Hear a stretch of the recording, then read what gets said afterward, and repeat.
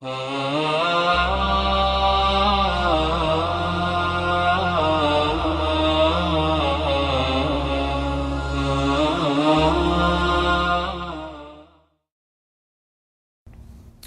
alaikum wa rahmatullah, Quran Weekly.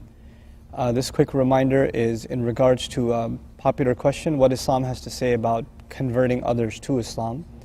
I'd like to put this into perspective by reminding you that the Quranic term, the fundamental term that keeps coming up, even as a base core definition of the Quran, is the term dhikr, tadhkira, dhikra, a reminder. And Islamic theology essentially looks at the human being as a creation that was given the innate knowledge of the existence and the rights of his or her creator. So we were born with this innate knowledge. And over time we forget, we get indulged into things in life and we kind of forget the purpose for which we were created. And at the end of it all, messengers are sent to remind us what we have forgotten about our own selves. So in a sense, it's bringing us to what we are supposed to be, what we were supposed to have known all along. And so messengers, their fundamental role is to remind people. The messenger himself, sallallahu alaihi wasallam, the final messenger, Muhammad, when he was delivering his message, there were people that found his message appealing, that were immediately attracted to it and listened to it and were willing to sacrifice pretty much all of the norms of their life to now accept this message, because it wasn't an easy thing to do. At the same time, there were people who first didn't think much of that message, didn't pay much attention. There were those who, from the very first time they heard it, they were completely averse to it, they couldn't stand it, and their aversion and their animosity only increased over time. And as the messenger constantly tried to get the message out and remind people, he saw very few results over the course of several years. So what should have been a large following was still really minuscule compared to what the population of the city, of the town was, compared to what his actual audience was. So it started seeming like he's not getting anywhere. And at this occasion, Allah tells him a very important reminder. He tells him, فَذَكِّرْ إِنَّمَا أَنْتَ مُذَكِّرْ. It's a very powerful statement in the Quran. Remind. He didn't even say remind them, فَذَكِّرْهُمْ. Just remind. In other words, by not even mentioning them in the statement, he says, then remind. You know what that does? It makes you unconcerned about what happens with them. That's not your job. Your job isn't to save anyone. They have responsibility for themselves. In another place, for example, before I finish this ayah, Allah says, وَقُلِ الْحَقُّ مِنْ رَبِّكُمْ فَمَنْ شَاءَ فَلْيُؤْمِنْ وَمَنْ شَاءَ فَلْيَكْفُرْ. Tell them the truth is from your master. Whoever wants, they can accept, they can believe. Whoever wants, they can disbelieve. It's your call. In the end, you have to make that decision. The job of a messenger is to remind. But since the messenger knows for a fact what is going to happen to these people if they don't take benefit of this reminder, what is ahead of them, he starts worrying about them. He starts becoming more and more desperate in trying to get, how can I convince you that what I'm trying to tell you is not for me, it's for you, it's for your good. And so obviously when people try to see someone trying to convince them constantly, over and over again, to try to sell them something, you know the first assumption a person has? The one trying to convince me of something has some ulterior motive, they have an agenda. It's something they want out of me. Why are they making this sale to me? Why are they making this pitch to me so badly? They're desperate to get, there's something behind it.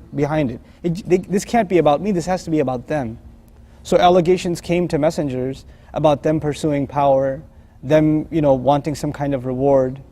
And so messengers would constantly declare, throughout history, and Quran records similar quotes from different messengers. مَا أَسْأَلُكُمْ عَلَيْهِ أَجْرٌ. I'm not asking you for any compensation. I'm not asking you, for your wealth, for your money. I'm not asking for any of these things. So, in ajri illa ala Allah, my reward lies only with Allah. It's nowhere else. I'm not looking for any other compensation in any way, shape, or form. So now when the messengers did that, they're not asking for a compensation, they're just delivering this message, no strings attached, and the idea is it's something for you, not even for me. It's something that will sort your relationship out with the one who created you. And still they didn't see a response from so many people. They would start worrying to death. And one of the things that would happen is they would start thinking, some of them, including our messenger, maybe I'm not doing my part. Maybe I'm not doing enough. Maybe, something's missing in me, because they keep pointing out flaws in me. Maybe I haven't done enough. And then Allah comes to the aid of His messengers. And He tells them, no, there's nothing wrong with you. إِنَّكَ لَعَلَى خُلُقٍ عَظِيمٍ. You're on an incredible character. You don't have to worry about anything. There's nothing wrong with you. someone who took this incredible reminder from an incredible character like you and they couldn't benefit from that, clearly the wrong is on their side. The wrong is on their side. So you don't have to worry yourself. And the messenger would worry himself so much that Allah mentions in Surah Al-Kahf, He says, فَلَعَلَّكَ بَاخِعٌ نَفْسَكَ عَلَىٰ أَثَارِهِمْ. Are you going to kill yourself with grief? Are you going to really, literally destroy yourself because of the consequences of their disbelief? إِن لَمْ يُؤْمِنُوا بِهَذَا الْحَدِيثِ أَسَفًا. If they don't believe in this speech out of grief for them, is that what you're going to do? So Allah basically tells them, don't worry about it. Here He says, فَذَكِّرْ. You just remind, tunnel vision. Your job is to remind, not to convert, not to see results, not to see people accept Islam and enter into the religion in folds. That's none of you. You have nothing to do with that stuff. In Ali Imran, the messenger got really upset at one point with the Quraysh. And the ayat came down, لَيْسَ عَلَيْكَ هُدَاهُمْ وَلَكِنَّ اللَّهَ يَهْدِي مَن يَشَاءُ. You're not responsible to guide them. Allah guides whoever He wants. These ayat came directly to the messenger ﷺ. It's not your job, literally, to convert them, to guide them. Allah guides whoever He wants. Your job to remind. لَسْتَ عَلَيْهِمْ بِمُسَيْطِرٍ in this ayah. He says, فَذَكِّرْ, just remind. إِنَّمَا أَنْتَ مُذَكِّرْ. You are nothing but a means to deliver reminder over and over again. The word mudhakkir means someone who reminds continually. Just keep on reminding, keep on reminding, keep on reminding. That is your job as a messenger. Keep on reminding people what their purpose in life is. لَسْتَ عَلَيْهِمْ بِمُسَيْطِرٍ. You are not in any way, shape or form an authority, a controller over them. You're not there to watch over them. That's not your job. And that's the exact attitude Muslims take as an inspiration from the Messenger himself, sallallahu alaihi wasallam. That's the Muslim position on da'wah. When we give someone da'wah, our job is to do justice to what Allah commanded His Messenger to do, remind. Do justice to the act of reminding. Do your best to try to remind someone. That's it. What happens after that? You should be sincere, you should be worried, but know that you're not in an authority to do anything. And if our reminders are sincere, who knows, maybe it takes a year or 10 years, but a person might come around just because our reminder was sincere. My teacher used to tell me, when you make da'wah or you give speeches or teach even a word to anybody, it's not your words that teach anyone. Your words have no effect. They fall on somebody's ears, but their passage from their ears into their minds and to understanding and into their hearts and into their action, those doors are locked. And the only one who can say kun and open those doors and have that one word effect is Allah. So it could be the case where someone's given a speech to 1,000 people, right? And there's a massive audience listening to this one person speak. And Allah decides this in that 2-hour speech or in that 10-year sermon or decades of sermons, centuries of sermons by Nuh alayhi salam, there's going to be this one word He says that one day that's going to just make its way through into somebody's heart. That's by Allah's kun. That's it. That one day. That it happened. That's not you. That's not Nuh alayhi salam. That's not Rasulullah sallallahu alayhi wasallam. That's Allah opening a door. That's it. So Allah called, in a dua we say, Ya muqallib al-qulub, oh the one who turns the hearts, as we say about Allah. So our job is not to convince. Debates are futile. Even, we've reduced Islam into debates, proving, Quran is the word of Allah, or proving that Islam is true, etc., and just knocking heads. A lot of times people that debate, they're really bad at sports. And so they find entertainment in debate. And we end up giving them exactly what they want, just to boost on their ego. They're not debating you because they're looking for purpose in life. They're just debating you because they get high off of it. That's a high for them, to make you feel stupid and to just constantly point at criticism after criticism. And you're juggling through going through all these different hoops to try to answer this and that and the other, And yet look at what the messenger is being told. Let them make their accusations. They didn't come with one accusation. They said he's insane. Okay. Nowadays Orientals will say he had schizophrenia. That's why the ayats are so sporadic. What's so different? It's the same thing. Then they said, he just wants leadership in our town. And now they said he had political motives. There's a PhD paper written about the political motives of Muhammad, right? So, how is it any different? It's the same thing. But through all of this, instead of busying himself convincing people, no, I'm not insane. No, I'm not after your money. No, this is not my agenda. That's not my agenda. You just keep on reminding. And actually, it's Allah who came to the aid of His Messenger. He told the Messenger himself, مَا أَنْتَ بِنِعْمَةِ رَبِّكَ بِمَجْنُونَ. You're not insane at all.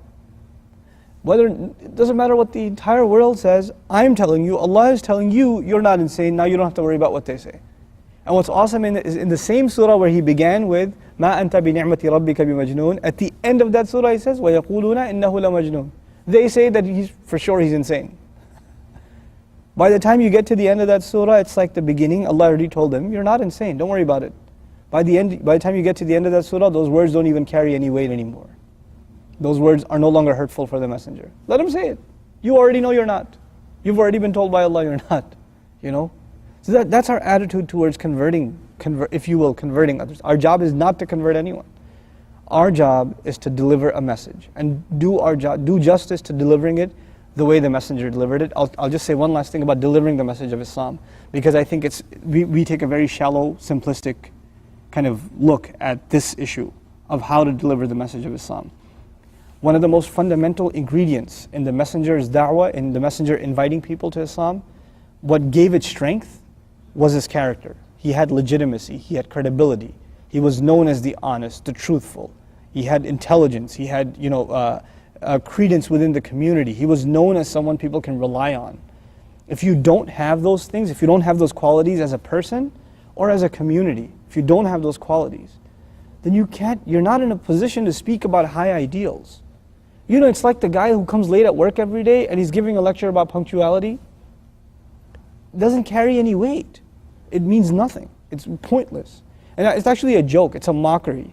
You are the last person that should be talking about higher ideals. If Islam is a call to your purpose in life, part of that is justice and ethics and morality and concern for humanity. If we display none of these things, we're the last people to show patience, we're the last to control our tongues, we're the last to, these basic human qualities that any human being can appreciate. The messenger had qualities that even the kuffar appreciated, right? Before Islam. Before any teachings came that you have to be this way or that way, he had universally good qualities.